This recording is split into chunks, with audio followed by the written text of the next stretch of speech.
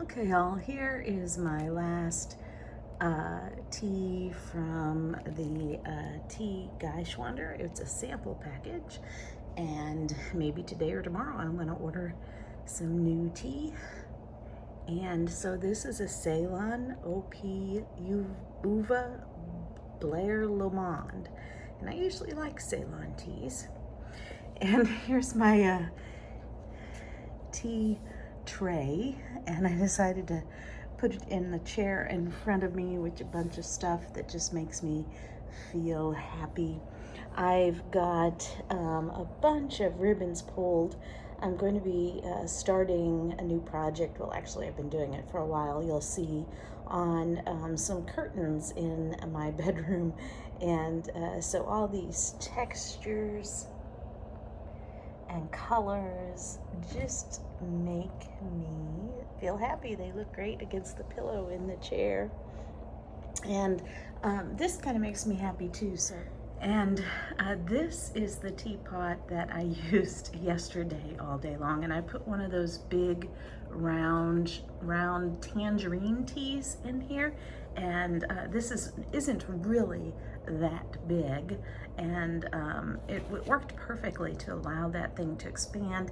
And this makes me happy too. I love finding things that make me happy. Now, I've been looking for a little glass that I could drink tea from for quite a while, and I haven't been happy with anything I've seen. I actually bought some and I wasn't happy with them. So I took a nice long bath yesterday morning, and I was going through my tea lights and my containers to burn the candles in. And I found this. This is actually to burn tea lights in. But I took one look at it and I was like, that is a perfect size and feel for a little tea tasting cup. So now I'm going to start looking a little more carefully at tea light containers to see if any more of them can be used to drink tea from, like mini glasses. So this is round, which I like, nice and round. And just the perfect size for my little hand. So yesterday I had some blueberries left over, and I have this new cast iron baking pan, and so I made some blueberry, you can't see the blueberries, but they're in there. I made some a blueberry pancake, and it's awesomeness, you know, with a little bit of pancake syrup. Of course, Mrs. Butterworth, only the best for us who use pancake syrup so sparingly. Like, I don't even know if I've had it in the last year. But anyway, I love my new pan. Look how clean it all came out. And I may be having some of this with my tea. So here's what the tea leaves look like. They're nice and black, and they look fairly uniform. And here is the color of the liqueur. I'll pour some in my cup. I am going to drink out of the other one, but I like to use this little white one for consistency, so all my videos are the same. But there you go. You can see the color of the tea. Looks pretty clear. And then here's what the tea looks like in the Gaiwan after the first brew. I love the things on the cup, the reflections of the window. I guess to get the real color, you gotta go down like this. Cheers! Looking back at the package again, this pro beer portion, I said, what is that? Is that like part of the name? And I had to Google it, and it's difficult to find. But I figured out that in German it means a small portion, so one gets the idea of the dish. But then I was, and still am, a little confused It says 0,5 L. I don't know if that means it's supposed to be point, like a period, 5 liters of 17 fluid ounces. I don't know. I think there's some translation problem with that. Down here, it says 3 grams of tea leaves, 1 level teaspoon per 8 ounce. Of course, I'm gonna get ready to add this to the package because there wasn't too many leaves, just enough for 1 serving. So I'm gonna get ready to add that to my gaiwan. So I have 1 serving in here, but that was awful kind of them to send. So I sent my teapot on my tray, and there seems to be a theme of colors here. You want to know what colors I like? So I am going to be taking these things and sewing them onto a painter's cloth. And I'm loving the textures, and I'm just putting them here to imagine how I'm going to do it. Because I'm just going to be totally artistic and creative.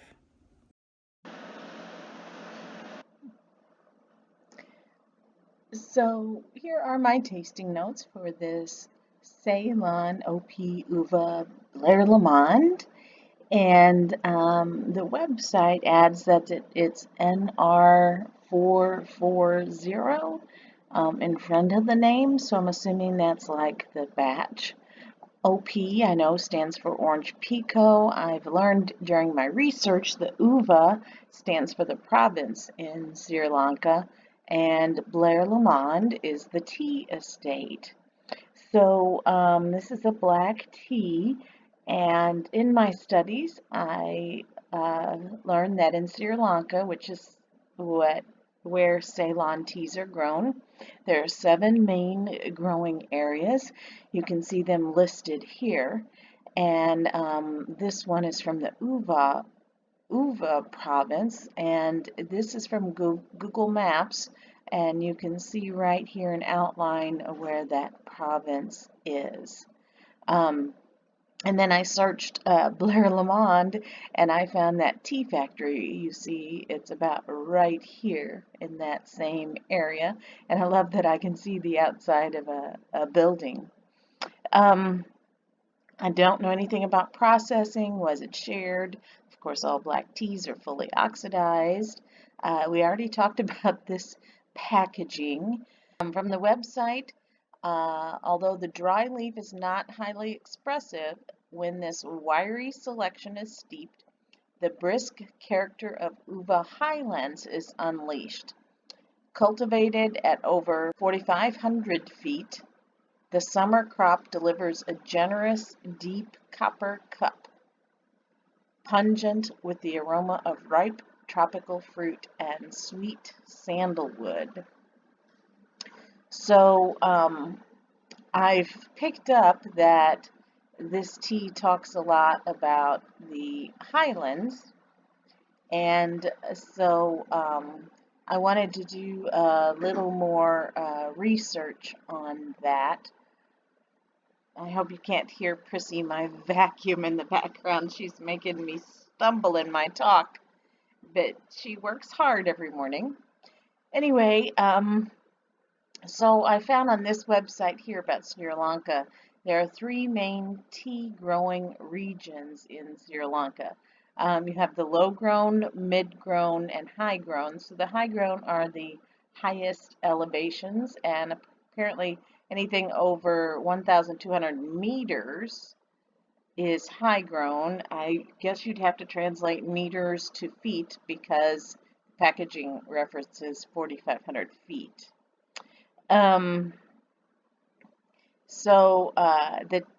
Here it talks about low-grown teas are burgundy brown liqueur and a heavy note with black leaf appearance.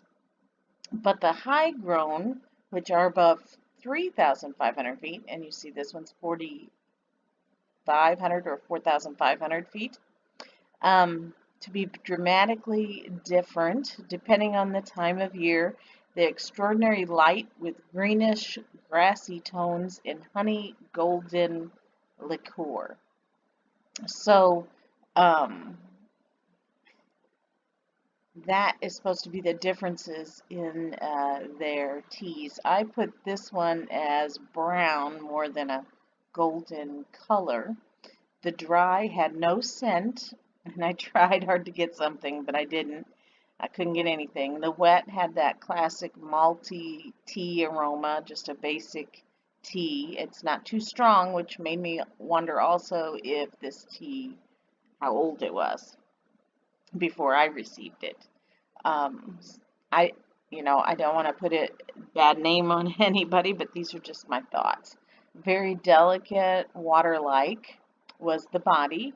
It had the astringency at first was about where I expected it for a Ceylon.